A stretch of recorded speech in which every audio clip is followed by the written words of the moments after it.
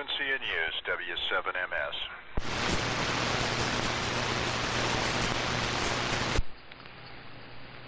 Good morning, Mike. WA7YBS. I don't think it's in use anymore. Well, it's in reuse now. Good morning, Henry. I also heard BCT out there also, but good morning to you. And, well, I don't have the weather. Oh, hold on a second. It is here. It is here in Studio B. It's currently 11 degrees. Well, I think we have you beat. It's 9 degrees here. I was planning on going out in the shop and running the MIT big rig, but I don't know. 9 degrees is just a little too cold to get outside. So yeah, I heard Bill in there, N6BCT, so good morning to Bill, good morning to Mike. And how's the Manhattan Project doing, if you can say too much about it?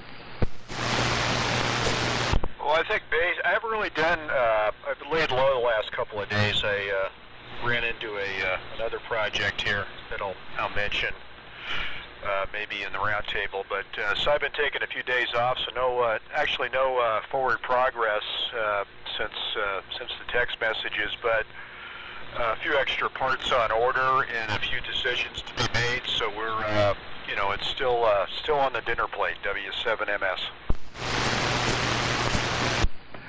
Okay, yeah, I know how those projects go. And yeah, I had when I was doing John MIT's transmitter there, I went through. I ordered a Bogan 100-watt Bogan PA amp. The guy said, "Oh yeah, it works as expected," and that was the key word: works as expected. Got it. It had blow-in transistors. It just didn't work. And so I got another one off of eBay, guaranteed to work, and it was cheaper. The thing that was interesting about the Bogan CT100s is they're like 50 bucks. You know, they're really cheap. The shipping costs more, but that's what I use on the big rig, is a Bogan CT100. W7MS, WA7YBS. Anybody else that wants to check in early, you can go ahead and do it. Now, this is the Vintage Military Radio Net. DWC.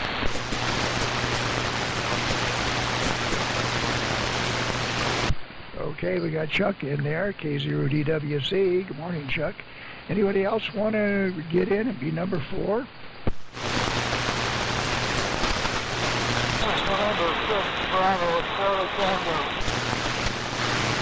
Yeah, okay, Bill, N6BCT. I have you in the number 2 spot. I heard you there at the same time that I heard Mike come on. So as it is right now, W7MS is number 1, N6BCT is number 2, and K0DWC is number 3. And if you want to check in, get in here early on the Vintage Military Radio Net and be number 4, go ahead and check in now.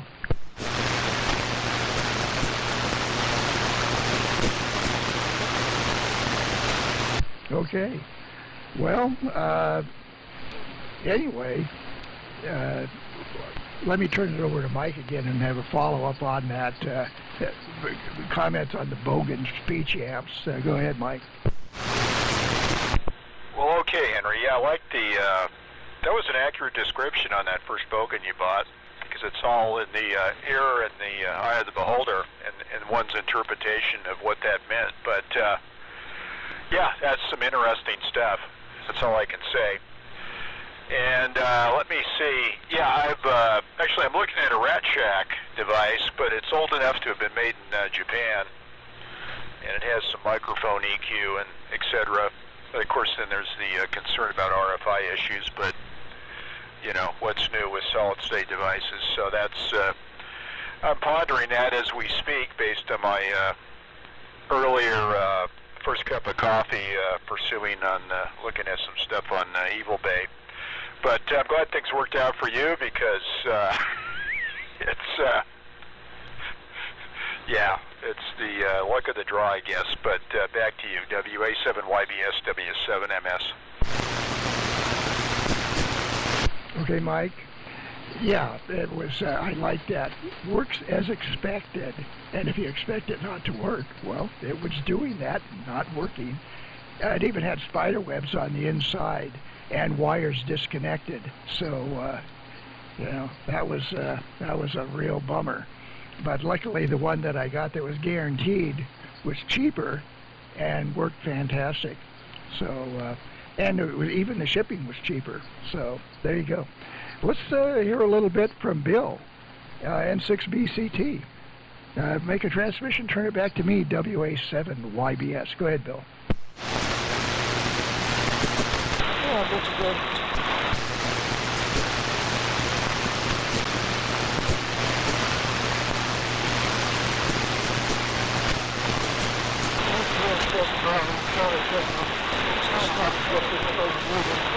I haven't got it yet anyway, so it's going up pretty good in here since I have one day, and it's okay. Back to you. Okay, Bill. Got a little echo in there, Bill, probably from the SDR. But anyway, Q5, and good morning to you. Over to Chuck, K0DWC. What do you got to say this morning, Chuck? Go ahead. Well, good morning, Henry. Good morning to Bill, and good morning to Mike. Everybody's coming in real good this morning. I forgot to turn the amp on. I just turned it on. So anyway, I'm just sitting here listening. I got the same temperature as Mike here. Our thermometer here is showing 11 degrees. So must be that 2 degrees between your house and the river, Henry. Anyway, I'm just sitting here waiting for the net to start. I'll send it back to you, Henry. WA7YBS, K0DWC. And NU6F. Good morning, gang. Okay, here's Ron. Go ahead and make a transmission. Ron, you're number 4, NU6F, WA7YBS. Go ahead. Okay, good morning, guys. Well, it sounds like I've been listening from out in the kitchen, so so far so good. Sounds like the band is cooperating. So, all right, good deal. I'm gonna go out and grab my second cup. Take it away, Chuck, or take it away, Henry, or whoever. NU6F. Okay, Rod. NU6F, WA7YBS. Yeah, very good. Yeah, good strong signal. Well, everybody's got strong signals so far. And so, good morning to you, Mr. 630 meters. That guy VE7SL that you had a CUSA with up there, CW, up there in Canada, he's a big long wave guy.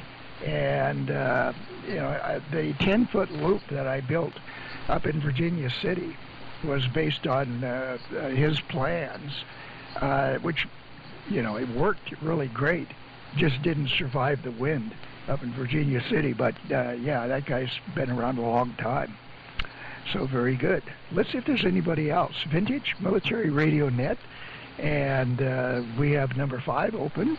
If you want to check in and be number 5 and join in the Vintage Military Radio Net pre-net warm-up, go ahead and transmit now.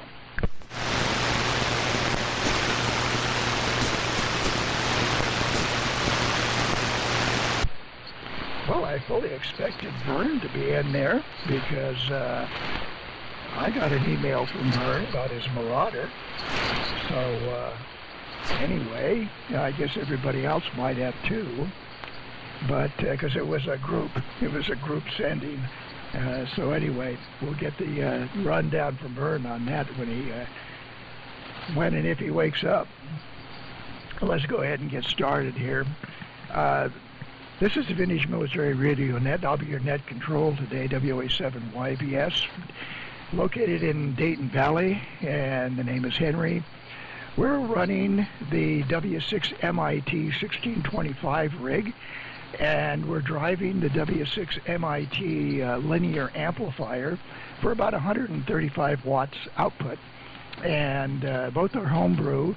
The 1625 rig, as it sounds, is a pair of 1625s in parallel for the PA and a pair of 1625s as modulators in push-pull. The linear runs a Y826, which is just a heavy-duty 3500Z, and 2,000 volts on the plate.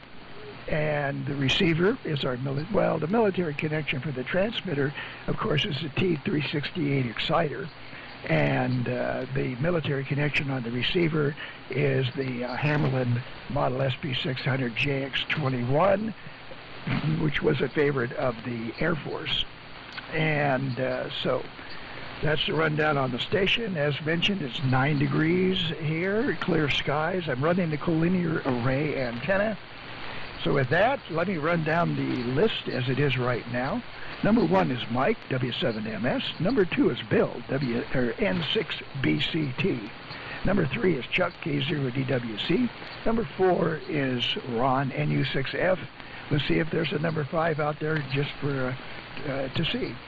Do we have a number 5 that wants to check into the Vintage Military Radio Net?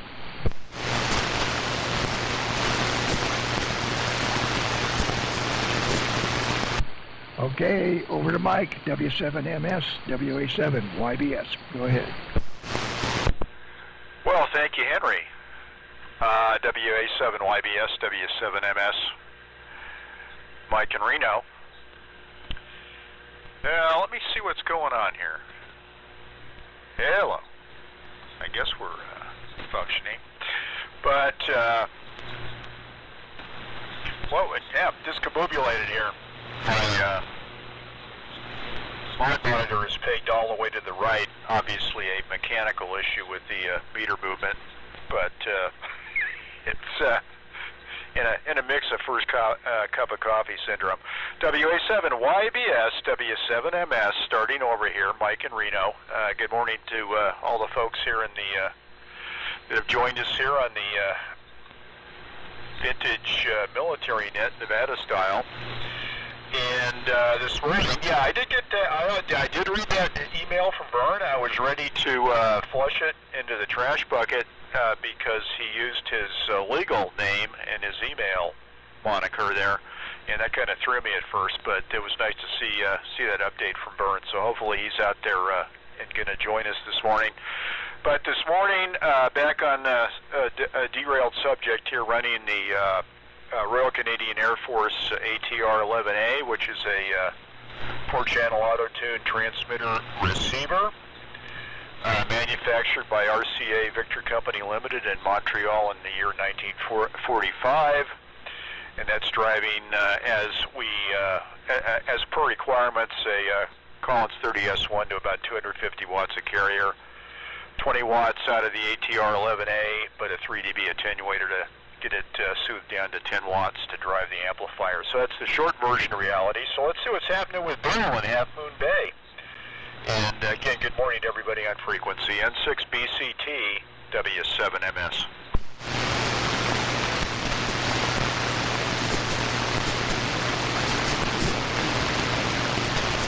W7MS, good morning to all, and nice to be with you. Of course, you know, I always talk to John, W6MIT. I used to be W6MIT, but his license expired. Anyway, so I talked to him at 2 o'clock this afternoon and on the telephone. And that's great. I got my telephone working now. Reprogrammed because the batteries went dead on it. So I had to reprogram everything on the phone. And so there you go. So it's going to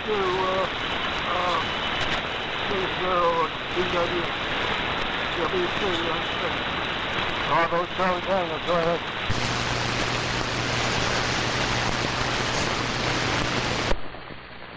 Okay. All righty. Okay, Bill, you were coming in really good that time. No problems. Mike, you're pounding in here real good with the ATR-11A. Henry's pounding in here as well, rattling the windows. And so's Ron. Good morning, Ron. But anyway, conditions sound like they're pretty good, and we're running the TCS this morning, and through the remote, and running the SP200 amp about 120 watts, I guess, or so. And I'm running the Shure Brothers T50 again, microphone. This thing originally was, I guess it was originally black wrinkle finish, this microphone, because it's got Signal Corps stamps all over the back of it. It's got a date of May of 1956 on it, and it's got two regular Signal Corps stamps from that era. So anyway, everything's going through an inverted beam, and I've got the loop standing by with the R388 just in case I need it. So far everybody's coming through good on the TCS receiver, so that's the story here. So anyway, I'll send it back over to Reno to Ron in U6F in Group K0DWC. Okay, good deal. Let's see if I got it here. Echo. All right. Well, good deal, guys. On the projects and Henry on the 1625 rig and the amplificator. Well, let's see. This morning I'm using the TDE and the Ameritron amp. I'm running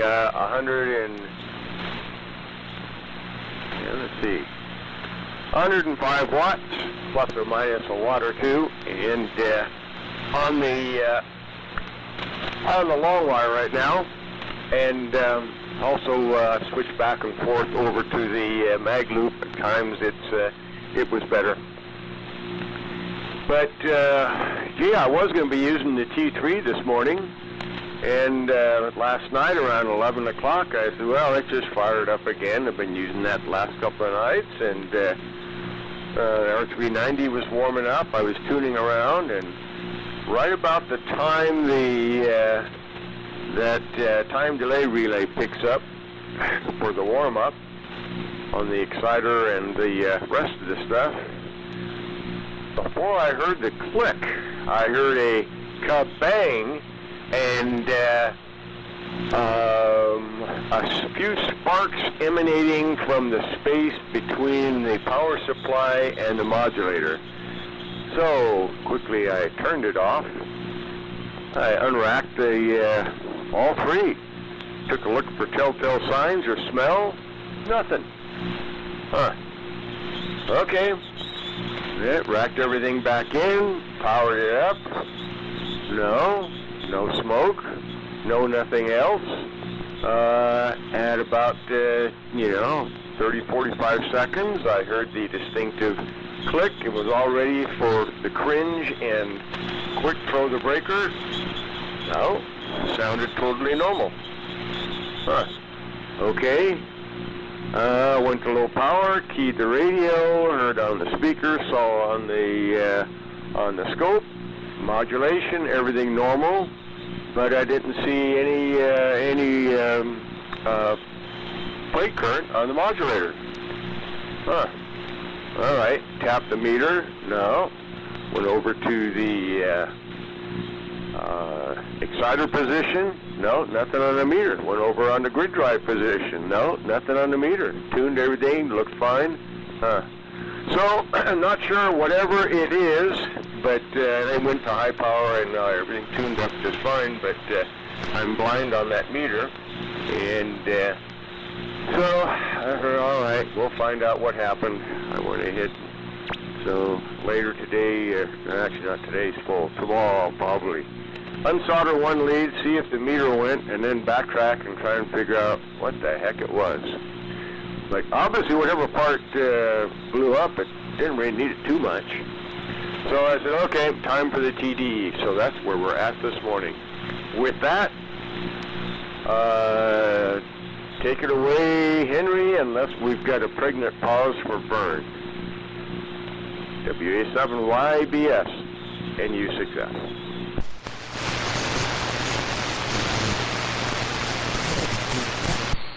Okay, there was a pause, but nothing happened.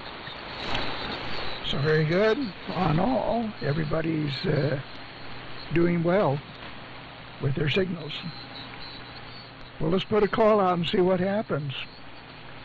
This is the Vintage Military Radio Net, and number 5 is open. Stand by. Okay, number 5 is open. If you want to check into the Vintage Military Radio Net here and get on the end of round 1, we'll check in now.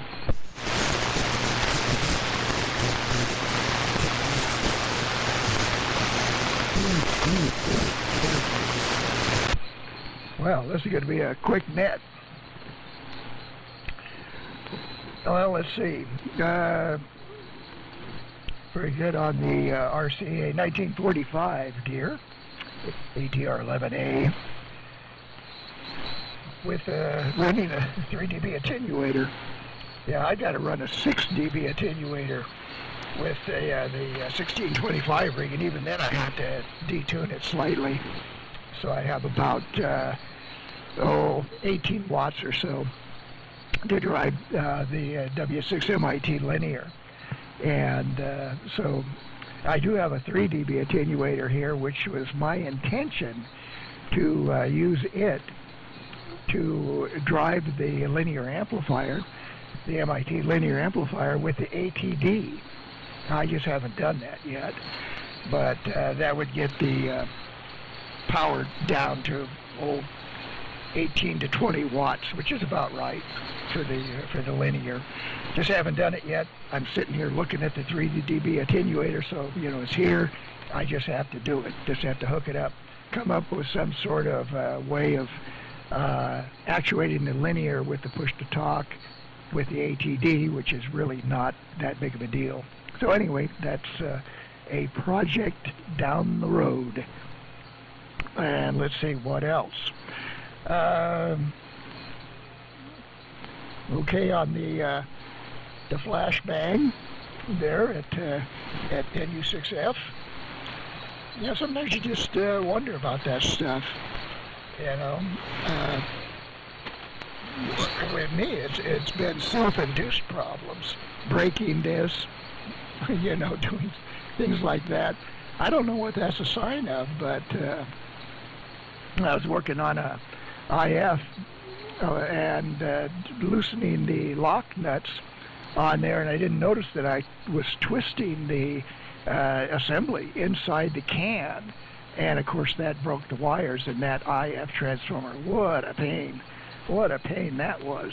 You have to remove the IF transformer, and hopefully you can repair it, which I did. I repaired it, put it all back together, but what a delay. That was probably an hour doing that. Self-induced problems. What can you say? Anyway, let's see if there's somebody else that wants to check in. And so number 5 is open. This is the Vintage Military Radio Net, and it's a roundtable AM group. You can run whatever you want, but military gear is appreciated. And it's not a prerequisite, but it's certainly the topic of conversation. So we operate in the AM mode, but that's not a strict requirement either. If you want to operate CW, hey, that's okay. Anyway, let's see. Number 5 is open, Vintage Military Radio Net. If you want to check in, do it now.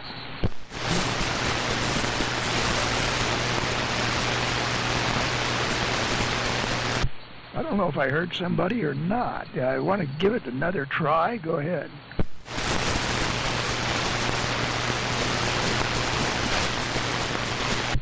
I think it was just a little bit of adjacent frequency stuff.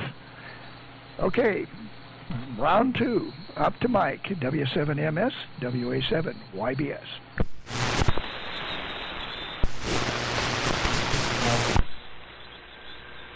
There we go. Turn the plates plan for the 30S1 WA7 YBS in the Vintage Military Net Nevada style W7MS Mike and Reno. A good reception from all, and so far no smoke on this end, but maybe there's it's catching. But I put a face mask on, so I think we're okay if it's highly transmissible from the radio room of NU6F. But again, good morning, Bill, and Chuck's doing quite well on the TCS, as is Henry with the W6MIT gear, doing well. And of course, Ron, great rundown on the T3 issues, but of course, kind of a happy ending there after a sentence or two that it works, but the meter's DOA, and the flashbang did not reoccur. So we know inevitably we'll get the results on your findings on the autopsy on that situation. And also looking forward to, probably on round 2 here, your discussion on your shielded magnetic loop project. Quite a, looks in very good. And that preamplifier, very sophisticated preamp coming from Poland is, that was a wowzer, because at first I was wondering, well, why is it going all the way to Poland for a preamp? Well, it just isn't your average run-of-the-mill low-frequency preamp for a shielded magnetic loop antenna. But yeah, comments on the weather. Yeah, cold, very chilly evenings, but really nice sunny solar afternoons where it's quite pleasant to be outside, and that ties into my most recent radio activity, and that was a gifted Force 12 C3 beam, tri-band beam, and of course they were the antenna of choice amongst the big wheels back in the 90s and the more recent owners. But that was gifted to me, so I was out Friday with the gifter, and I, as the giftee, disassembling and removing the antenna and taking it down.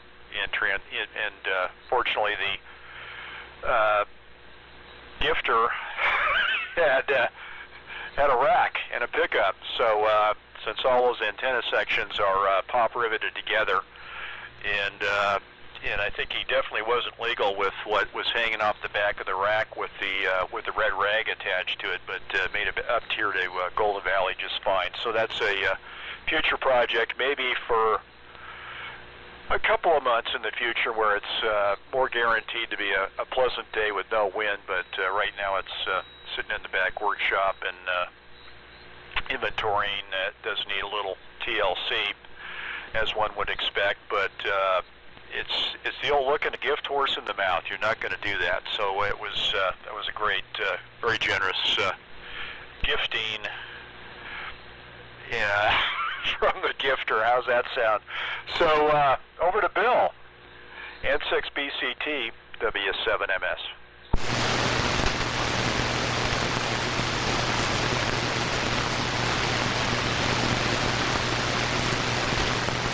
Yeah, W7MS and 6 Bravo, so kind of, good guys. It's kind of a small net this morning. I don't know what happened. If someone that talked to John, he's going to be disappointed a little bit about the participation on this net this morning. Anyway, so that's the story there. So it's all in the case show, DWC and 6.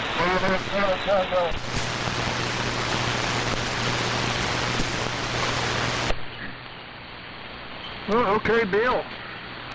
Bill, you're loud this morning. Carla was in the kitchen, and she heard you. So, all is right with the world, I guess. Oh, man. Well, everybody continues to do well. No problems at all. It is kind of an anemic net this morning. I was kind of looking for Vern myself, you know, but hadn't heard him at all. And it's like Henry, I thought I heard somebody on there too trying to check in, but it wasn't. It was something, I guess, Jason Frequency used. But anyway, at least there's 5 of us here this morning, so that's it's funny how sometimes we have just a few folks, and then other times you've got 10 or 12, you know. It's just, I guess it's just a question of what folks are doing, you know, whether they're out and about early or sleeping in or on vacation or whatever. But anyway, every Sunday we appreciate whoever checks in, so you all know that. So anyway, not a whole lot going on here right now. Kind of in limbo. Some stuff is coming up here. We're getting on here soon, I guess. But, not sure exactly when, but still looking at the Bendix stuff sitting in the corner. So still haven't decided which receiver I want to run yet, if you can believe that. It's only been 3 weeks. And I've been thinking about it, but I still can't make up the mind. So anyway, it'll come around one day, I guess. But I will send it over to Ron. Ron, I'm glad that big clunk didn't seem to be a big problem, so my hat's off to you there, buddy. So NU6F, Group K0, DWC. Go ahead, Ron. Okay, let's see. Do I have it here or not? Audio 1, 2. How come the meter's not working over here? Oh, that's why. All right. Well, good deal, guys. I switched mics. I'm on the D104 instead of the carbon mic. Audio, let's see. Is that moving any? Yeah, okay. Anyhow, all right, Henry on V7SL. Yeah, I've had a couple more QSOs with Steve. And so that path between us has been pretty good. But like I say, most of these guys I've contacted, then I've had 4 QSOs this week with AI8Z, Mike down in Cortez, Colorado, who also heard my CQ the other day, I think on Tuesday, and Tuesday night, and I just been calling CQ down there and looking at the reverse beacon networks because nobody's on. Everyone's digital. So I just looked at the reverse beacon network to see if I was making it up into Canada over at VE6WZ, and then we're writing that signal level down, and then boom, out of the speaker comes some CW out in the clear, 579, and it's Mike, AI8Z. So heck, we had a half-hour QSO, and yeah, you know, it's the typical conditions down there with very slow QSB, but pretty stable levels. And then we duplicated it another 3 times last week. And I let Andy know. Andy was back Friday, and Brian in I6Q, because he was listening to the email thread. But Friday conditions were really pretty poor. Friday night we tried, and I didn't hear anybody else, except I did hear Mike's CQs, and responded to him, and I was down to 5.5, down to 4.5, and he was likewise about the same. And and then Andy called CQ a couple of times, but I guess he didn't hear either one of us. And then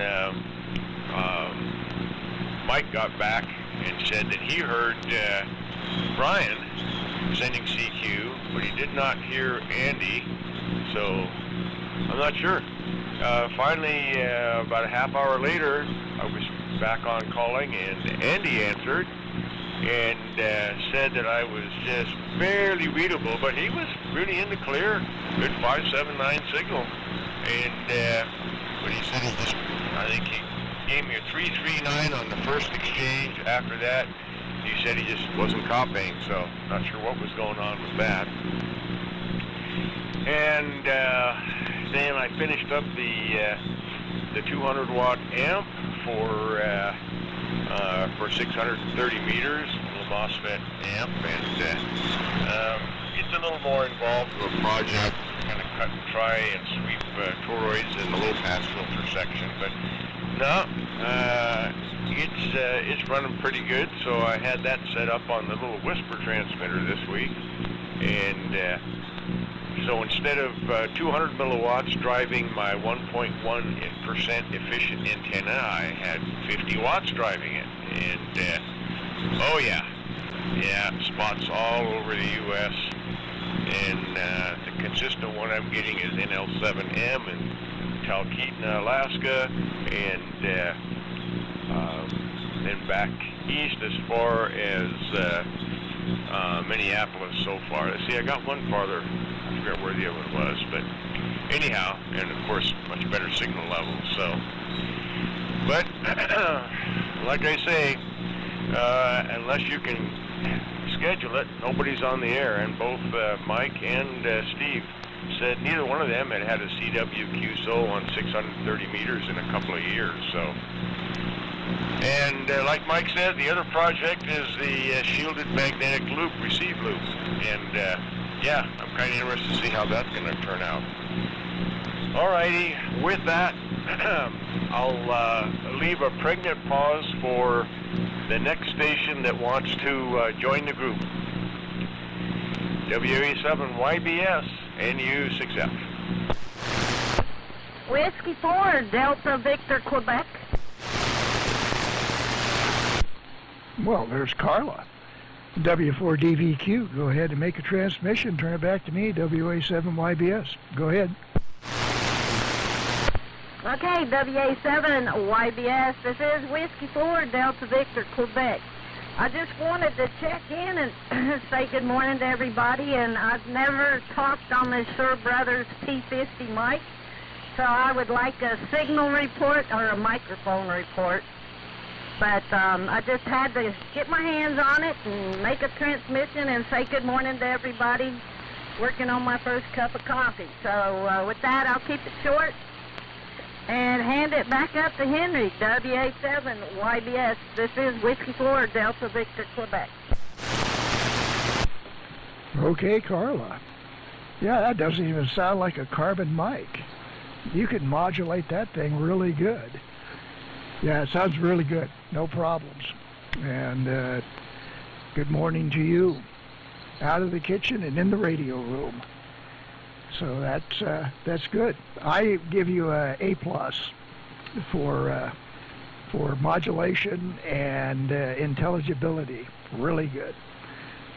So with that, let's see if we got anybody else that wants to check in. Number 6 is open, Vintage Military Radio Net. If you want to check in, do it now.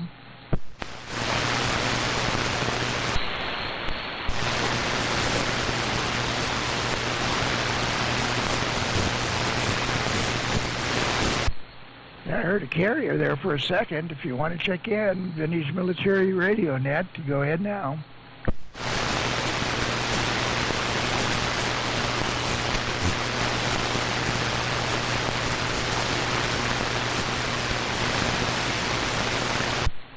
Okay, nothing heard.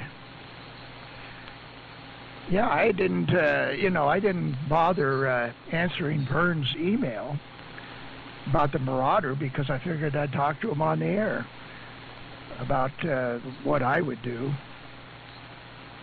One of the things, of course, we all run into that occasionally, are the multi-section electrolytic capacitors in a can, and what to do about those. And I bought the ones, CE makes them, apparently with the original equipment, because they're exactly the same size and everything, the construction, and they work really great. I've purchased, 2 or 3 of them over the few years that they've been available.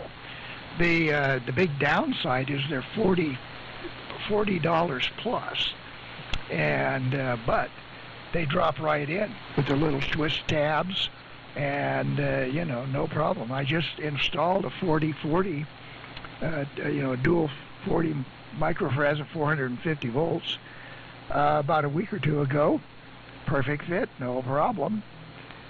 And so, anyway, a little expensive, but it's really the way to go to make the rebuild look professional.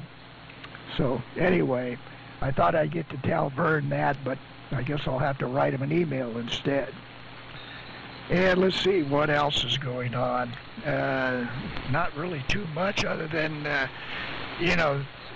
self-inflicted damage.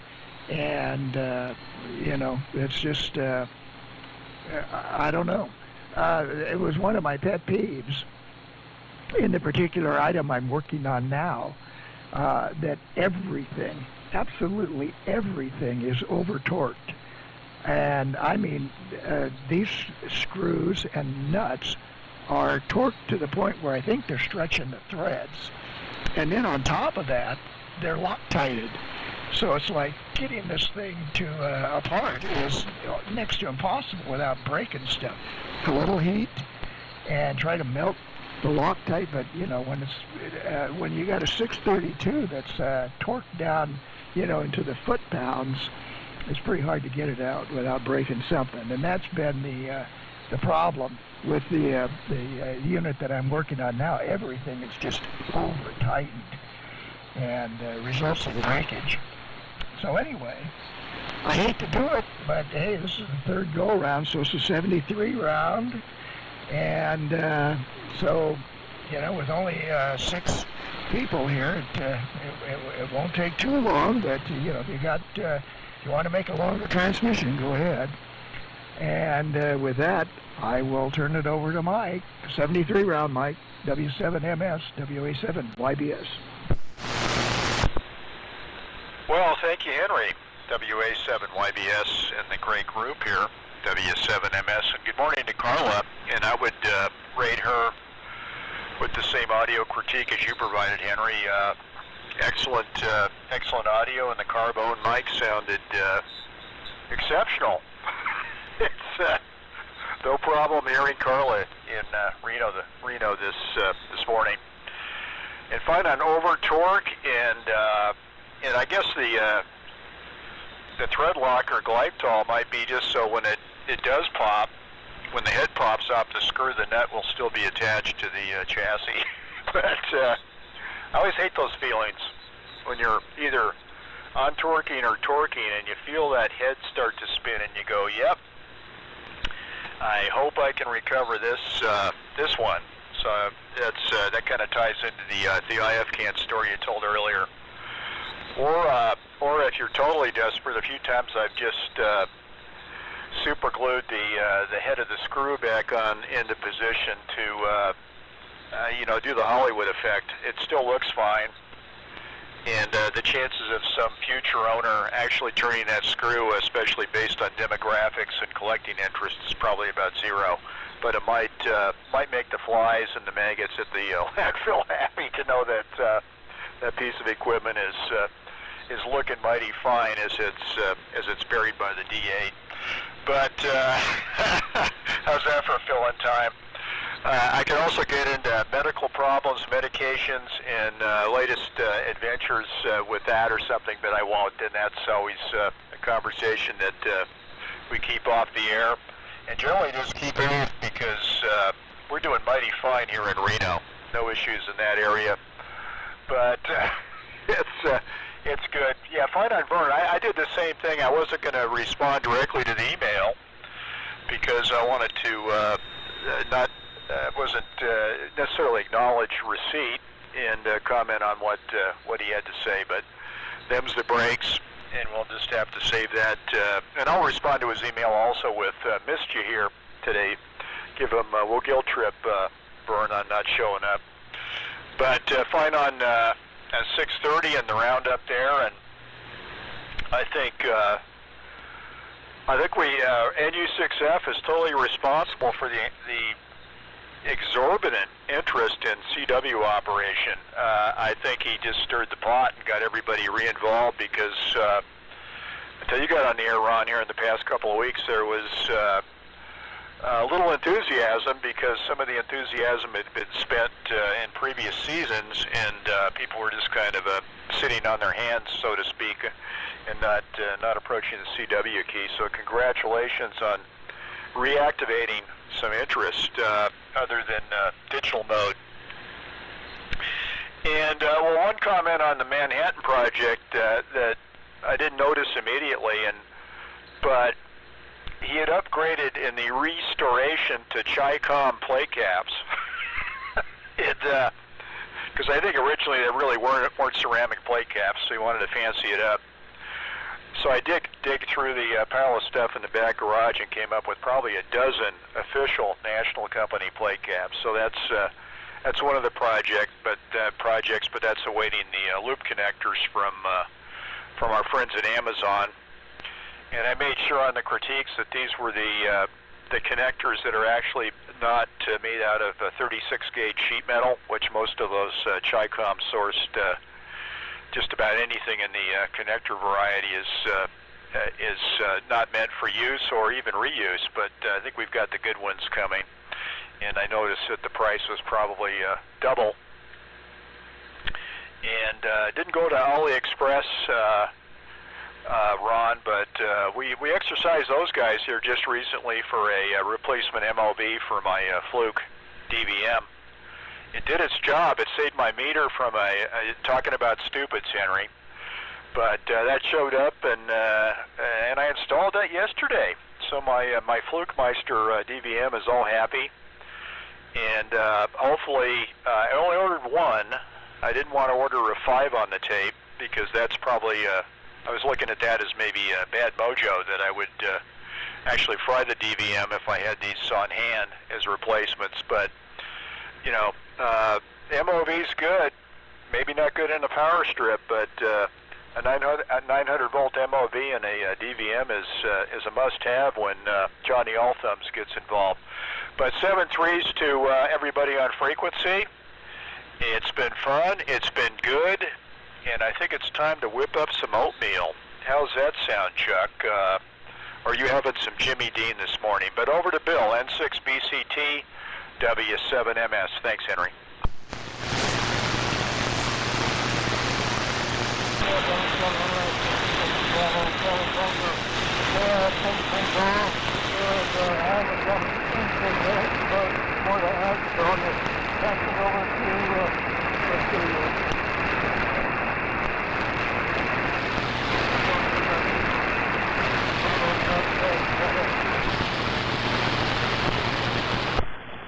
Okay, Bill.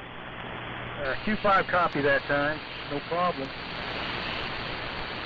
Still loud, really loud, so great job. And yeah, Mike, now I know Jimmy Dean this morning. This morning it was a diet Gatorade and a bowl of Wheaties.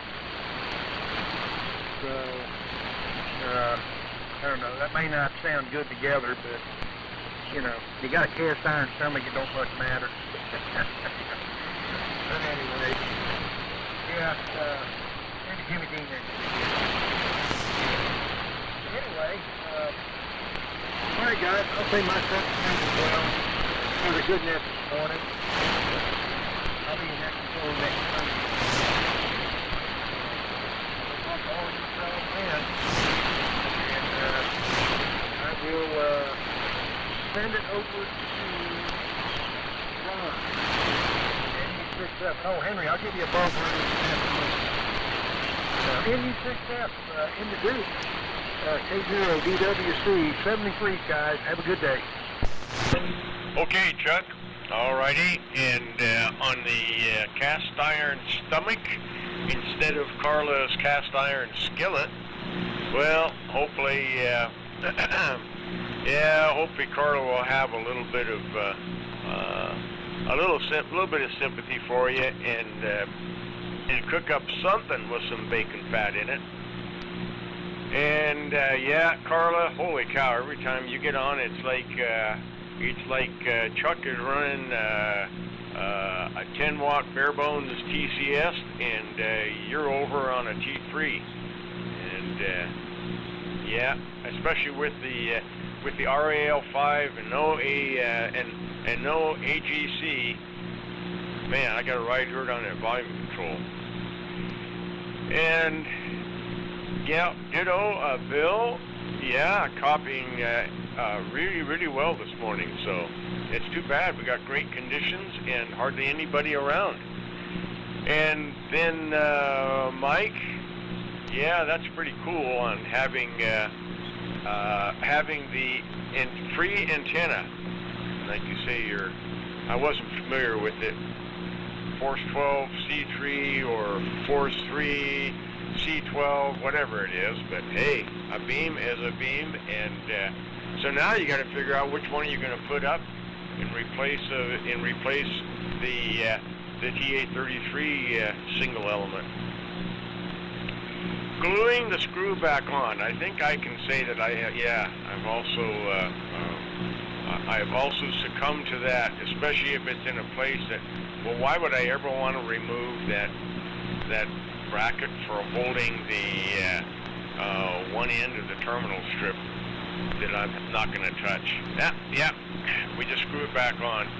And otherwise, like Henry says, in the process of trying to fix that one screw that was Loctited, by the time you drill it out and do the rest, you get so much more collateral damage. You say, I don't know if I should go here or not. But yeah, and as far as I forgot, Anaya's not gonna be up till later, so I got enough time to fire up the soldering iron, and I'm gonna open up the upper rack on the T3 and unsolder one lead of the meter, because that's my only fear is if the meter is shot, now I'm off on a hunt to try and find that meter without having to cobble up a digital voltmeter from Amazon with a MOV to protect it. So there you go. If it is the meter, I'll end up having to go ahead and find a replacement for that, and I will put an MOV in there. I tried to a quick look on the schematic. I didn't see anything in any area anywhere that if the meter had gone to ground that it would have taken anything out. But well, further inspection, we'll see what the results are. And anyhow, gang, good deal. I'm going to go ahead and still continue adding more radials on the 630 meter antenna.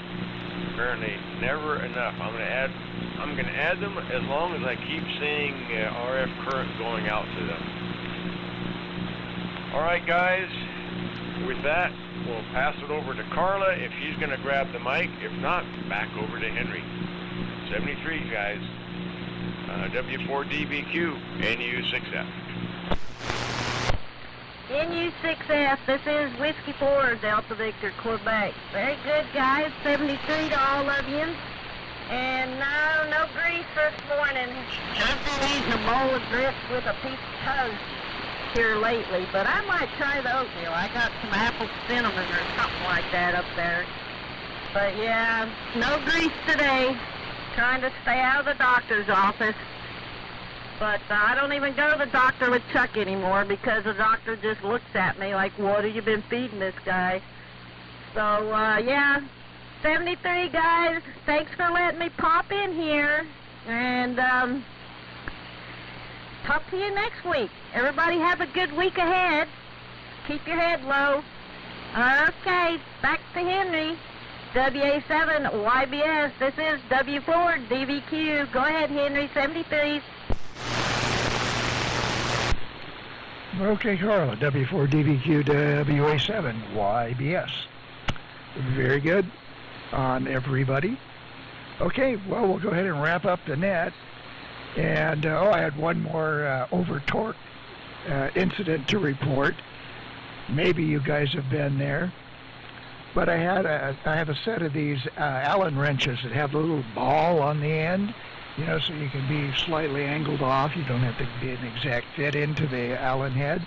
Well, I was trying to take a knob off of a band switch, and I put that the correct size Allen wrench with the ball tip in there and twisted, and I busted the ball off inside the socket of the Allen head set screw. Don't think that isn't hard to get out. In fact, I haven't got it out. It's still in there, and the knob's still on because what can you do? Anyway, over torquitis. And on that antenna, maybe on a quick comment there, and we close the net there, aren't the Force 12s, aren't those Wilson antennas? I mean, just a question. And with that, I'm going to go ahead and close the net. Thanks, everybody, for your participation, and it's appreciated. Chuck will be net control next week. With that, everybody have a good week coming up, and hope to hear everybody in next weekend. With that, 73, WA7YBS, closing the Vintage Military Radio Net, and signing off. Well, okay, Henry, you still there? Yep, still here. Just wanted to make sure you work on the filament switch there on the transmitter. Yeah, no, Force 12 was out of Oregon, and the gentleman who founded the company sold the name and some of the company proprietary products to other folks, so they're still in business as Force 12, and I believe he's down in Arizona, kind of as a competitor with some different products because there was a non-compete. But no, they were founded in the 90s, and not to go on and on, but what's cool about it, it's no traps because it's full-size elements.